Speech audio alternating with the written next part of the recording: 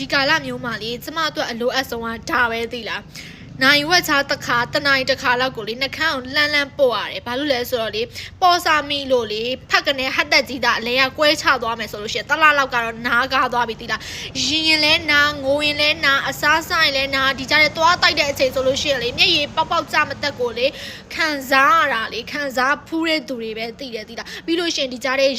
ရီလို့ရှိရင်လေဟာသားတွေကြားလို့ရီမယ်ဆိုလို့ရှိရင်လေနှခမ်းကြီးကိုစီစကားကိုပြောလို့ရှိရင်လေညောက်လိုမျိုးမြုံစီနဲ့ပြောရတာပြီးတော့ဒီအလေကြီးကဟတ်တက်ကြီးကွဲမှာဆိုတော့အဲ့လိုပုံစံမျိုးသိရမလားအဲ့ feeling အရန်ဆိုးတာနော်ဒါကြောင့်မလို့ဒါကိုကျမဒီ lip band လေးရေဆိုးပေးရအဲ့ဒါဆိုလို့ရှိရင်ကွာနှခမ်းနည်းနည်းဆိုးလေးနဲ့ရီချင်လောက်ရီချင်လောက်ကြီးလို့အေးဆေးပဲမဟုတ်လို့ကတတိလက်လွတ်မိလိုက်ပြီးပေါ်စားမိပြီးတော့မှနှခမ်းနေမစိုးမိဘူးဆိုလို့ရှိရင်အဲ့အလေကောင်ကနေဟတ်တက်ကြီးဘက်ကနေတာကွဲပြီးတာမှတ်လိုက်တော့အဲ့ဒါဆိုတော့ဆက်လိုက်တဲ့ဖြစ်ချင်းရှင်တို့စီမှာတော့ဘလိုတွေအေးလဲမသိဘူးနော်ကျမတို့စီမှာကလေ10 degree ထိကိုအေးတယ်သိလားဒီထက်ပိုအေးမယ်လဲကြားတယ်တော်သေးတာပေါ့အနှွေးတက်လေးအနားမှာရှိလို့အနှွေးတက်ရေအနှွေးတက်ကျမအနှွေးတက်ရေဟောအနှွေးတက်ကလည်းဟဲလိုအပ်နေရဆိုတာလိုနေတာအနှွေးတက်ကိအမလေးတော်သေးတာပေါ့အနှွေးတက်လေးအနားမှာရှိနေလို့